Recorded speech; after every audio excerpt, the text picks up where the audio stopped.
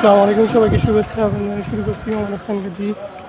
আজকে আপনাদেরকে একটা বিষয় জানানোর দরকার, এজন্য আজকে একটা জিনিস দেখাবো যে চিটাগাং শহরে এই যে নর্দমা এবং খুবই অপরিষ্কার খালের কালো পানি এবং বিভিন্ন ধরনের ময়লা আবর্জনায় ভরে এখানে প্রচুর সমস্যা হয়ে দাঁড়িয়েছে। যে এখানে মশা, যে কী পরিমাণ মশা জন্মগ্রহণ করছে এখানে, সন্ধ্যা হলেই বোঝা যায় যে চিটাগাং শহরে কী অবস্থা।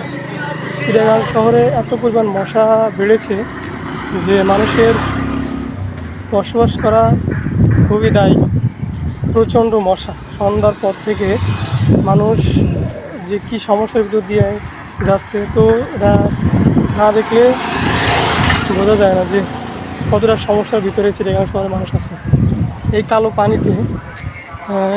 পানিতে আপনার প্রচণ্ড মশা তৈরি হচ্ছে। এখানে বিভিন্ন ধরনের ময়লা আবর্জনা এবং যে বাড়িঘরের আশেপাশে বাড়িঘরের যে বিষটা, যা দেখার বাইরে, যা হাঁটলেও প্রচণ্ড গন্ধ বেরোচ্ছে এখান থেকে। এমন অবস্থায় এখানে প্রচুর মশা জন্মগ্রহণ করছে। তো এখানে একটা জিনিস খুবই বাজেভাবে লাগলো যে প্রচণ্ড খারাপ অবস্থার কারণেই যে এখানে মশা তৈরি হচ্ছে এবং মানুষের বসবাস করা খুবই সমস্যার ভিতরে চলছে। তো এটাই আপনাদেরকে দেখানোর দরকার ছিল যে কতটা সমস্যার ভিতরে চিটাগাং শহরে মানুষ। আশেপাশে কিন্তু প্রচণ্ড বাড়ি ঘর, অনেক উঁচু বিল্ডিং বা বিভিন্ন ধরনের কলকারখানা কিন্তু এখানে তৈরি হয়েছে। এই কলকারখানা বা আপনার বসবাসকারী বাসার যে ময়লা আবর্জনা, সেটা কিন্তু এখানে এসে পড়ছে এবং এই পড়াতে আপনার এই ময়লা আবর্জনা পড়াতে খালটা কিন্তু খুবই নোংরা অবস্থায় আছে এবং খুবই সমস্যার ভিতর দিয়েই চলছে এখানকার মানুষ।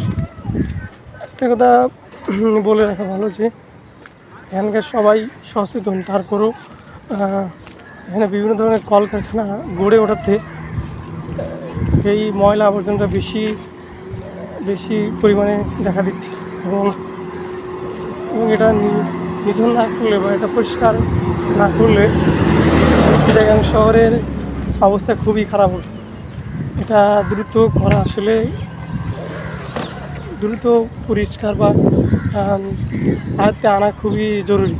এবং এই খালের পাশে কিন্তু বহু মানুষ বসবাস করার মাধ্যমেই খালের অবস্থা এরকম।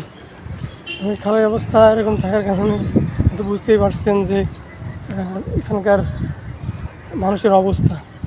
মানুষ প্রচণ্ড কষ্টে আছে সন্ধ্যার পর থেকে, যে কী পরিমাণ মশা এখানে বিস্তার করে। আপনি এক জায়গায় যদি স্থির হয়ে দাঁড়ান, তাহলে আপনাকে অন্তত কয়েকশো হাজার কোটি মশা আপনাকে ঘিরে দাঁড়াবে এবং বুঝতে পারবেন যে মশা কাকে বলে। একটা মশার সাইজে কিন্তু একটা মশার আকার এত বড় যে সাধারণ মশার থেকে কিন্তু বেশি বড় মশা কিন্তু এখানে দেখা যাচ্ছে। এখন খুবই কষ্টের বিষয় যে এই মশাগুলো কামড় যে এত বিষ বা এত যন্ত্রণা করে যে যার অবস্থা খুবই খারাপ হবে এবং কয়েক মিনিটের ভিতরেই আপনি বুঝতে পারবেন আপনার অবস্থা কী। এটাই আসলে বলার ছিল। আজকে একটা খুবই সমস্যায় দাঁড়িয়েছে, এই জন্য আপনাদেরকে এটা দেখালাম। তো আজকে পর্যন্তই, নেক্সট টাইম অন্য কিছু দেখাবো। সবাইকে শুভেচ্ছা জানিয়ে এখানেই শেষ করছি। আসসালামু আলাইকুম।